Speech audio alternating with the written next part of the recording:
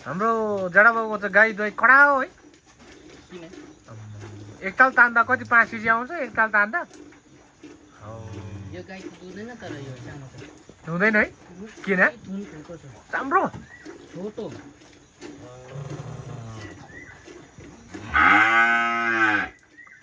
दुध त यो आउने है गाईको हजुर अब अलिक उयो भएको होला बुढो बिहाको निकै भयो होला हौ है